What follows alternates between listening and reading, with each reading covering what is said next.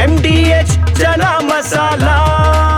ಈಗ ಕಡಲೆ ಇರಲಿ, ಹಲಸಂಡೆ ಬೀಜ, ಕಪ್ಪು ಕಡಲೆ ಅಥವಾ ಬಿಳಿ ಕಡಲೆ, ಎಲ್ಲವೂ ಸ್ವಾದಿಷ್ಟವಾಗುತ್ತೆ. 26 ಪ್ರವಾಸಿಗರ ನರಮೇಧ ನಡೆಸಿದ ಪಾಕ್ನ 9 ಹಂತಕರ ಅಡ್ಡೆಗಳು ಉಡಿಸಾಗಿದೆ. ಪಾಕಿಸ್ತಾನದ ಎಲ್ಲೆಲ್ಲಿ ಉಗ್ರರು ತಮ್ಮ ನೆಲೆಯನ್ನ ವಿಸ್ತರಿಸಿಕೊಂಡಿದ್ರೋ ಆ ನೆಲೆಗಳೆಲ್ಲವೂ ಧ್ವಂಸವಾಗಿದೆ. ಈ ಸುದ್ದಿಯನ್ನು ನೋಡೋಣ ಸಿಂಧೂರ ಪ್ರತೀಕಾರ ನ್ಯೂಸ್ ಟಾಪ್ 9 ನಲ್ಲಿ. ಪಹಲ್ಗಾಮ್ನಲ್ಲಿ 26 ಮಂದಿ ಅಮಾಯಕರ ರಕ್ತ ಹರಿಸಿ ಪತ್ನಿಯರ ಕಣ್ಣೆದುರೇ ಪತಿಯನ್ನ ಕೊಂದು ಹಣೆಯ ಕುಂಕುಮ ಅಳಿಸಿದ್ರು. ಆ ಮತಾಂಧ ದುಷ್ಟರಿಗೆ ಭಾರತೀಯ ಸೇನೆ ಅಕ್ಷರಶಃ ನರಕವನ್ನೇ ತೋರಿಸಿದೆ. ಮಿಂಚಿನ ವೇಗದಲ್ಲಿ ನುಗ್ಗಿದ ಭಾರತದ ಫೈಟರ್ ಜೆಟ್ಗಳು ಉಗ್ರರ ಅಡ್ಡೆಗಳನ್ನ ಬುಡಮೇಲು ಮಾಡಿದೆ.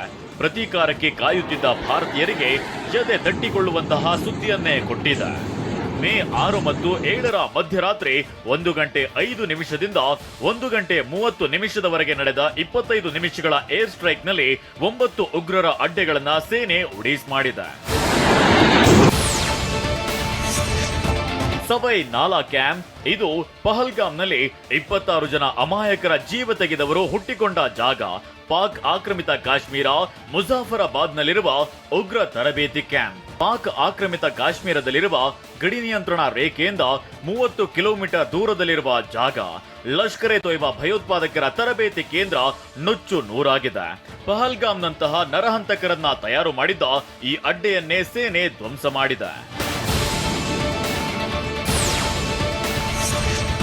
ಪಾಕಿಸ್ತಾನದ ಮುರಿಡ್ಕೆಯಲ್ಲಿರುವ ನಟೋರಿಯಸ್ ಮತ್ತು ಕುಖ್ಯಾತ ಉಗ್ರರ ತರಬೇತಿ ಕೇಂದ್ರ ಮರ್ಕಸ್ ತೊಯ್ಬಾ ಮುರಿಡ್ಕೆದ ಮೇಲೂ ದಾಳಿ ಮಾಡಲಾಗಿದೆ.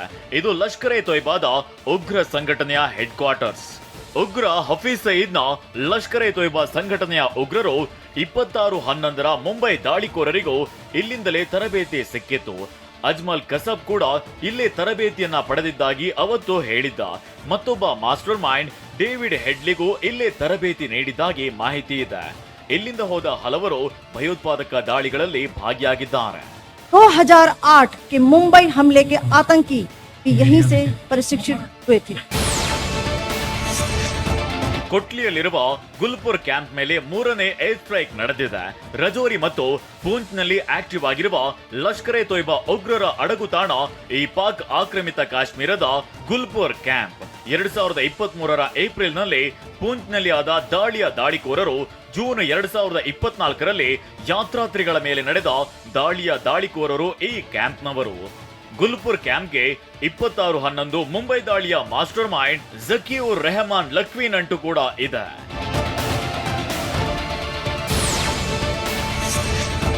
ಪಾಕಿಸ್ತಾನದ ಬಹಾಲ್ಪುರದಲ್ಲಿರುವ ಜೈಷ್ ಉಗ್ರರ ತರಬೇತಿ ಮತ್ತು ನೇಮಕಾತಿ ಕೇಂದ್ರ ಈ ಮರ್ಕಜ್ ಸುಭಾನ್.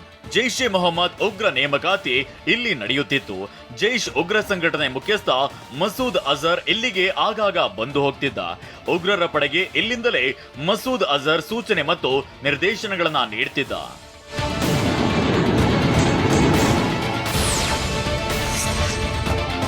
ಪಾಕಿಸ್ತಾನದ ಸಿಯಾಲ್ಕೋಟ್ ನಲ್ಲಿರುವ ಮೆಹಮೂನಾ ಜೋಯಾ ಕ್ಯಾಂಪ್ ನಟೋರಿಯಸ್ ಉಗ್ರರ ಕ್ಯಾಂಪ್. ಹಿಜ್ಬುಲ್ ಮುಜಾಹಿದ್ದೀನ್ ಉಗ್ರ ಸಂಘಟನೆಯ ಪ್ರಮುಖ ಉಗ್ರ ತರಬೇತಿ ಕೇಂದ್ರವಾಗಿದೆ. ಕಥುವಾ ಮತ್ತು ಜಮ್ಮುವಿನಲ್ಲಿ ಉಗ್ರವಾದ ಮರಳಲು ಬಳಸಿದ ಕೇಂದ್ರ ಸ್ಥಾನವಾಗಿದೆ. ಪಠಾಣ್ಕೋಟ್ ಏರ್ಬೇಸ್ ಮೇಲೆ ನಡೆದ ದಾಳಿಯ ಪ್ಲಾನಿಂಗ್ ಮತ್ತು ನಿರ್ದೇಶನ ಇಲ್ಲಿಂದಲೇ ಆಗಿತ್ತು.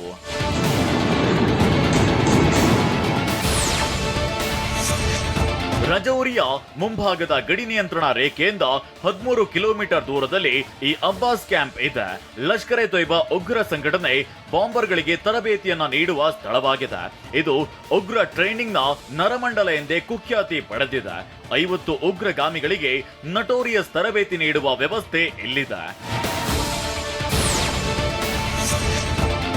ಇನ್ನು ಸೈದ್ನ ಬಿಲಾಲ್ ಕ್ಯಾಂಪ್ ಪಾಕ್ ಆಕ್ರಮಿತ ಕಾಶ್ಮೀರದ ಮುಜಾಫರಾಬಾದ್ ನಲ್ಲಿರುವ ಜೈಷ್ ಎ ಮೊಹಮ್ಮದ್ ಉಗ್ರರ ತರಬೇತಿ ಅಡ್ಡೆ ಆಗಿದೆ.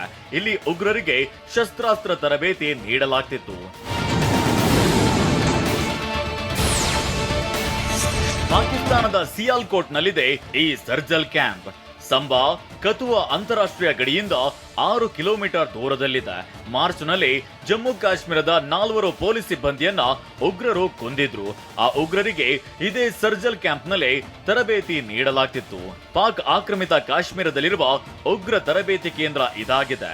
ರಜೌರಿ ಪೂಂಚ್ ಸೆಕ್ಟರ್ನ ವಿರುದ್ಧ ದಿಕ್ಕಿನಲ್ಲಿರುವ ಜಾಗವಾಗಿದೆ. ಇಲ್ಲಿ ಶಸ್ತ್ರಾಸ್ತ್ರ ತರಬೇತಿ ಮತ್ತು ಐಇಡಿ ಸ್ಫೋಟಕಗಳ ತಯಾರಿ ತರಬೇತಿ ನೀಡಲಾಗ್ತಿತ್ತು. ವಾಹ್, ಯಾಕೆ ಈಗ ಬಂತ ಸ್ವಾದ? ಖಂಡಿತ ಈಗ ಬಂತು ಅಸಲಿ ಸ್ವಾದ. MDH chunky chaat masala life ಅಲ್ಲಿ ಅಸಲಿ ಸ್ವಾದ ತರುತ್ತೆ. ಅಸಲಿ ಮಸಾಲ, ಎಸ್ ಎಸ್ MDH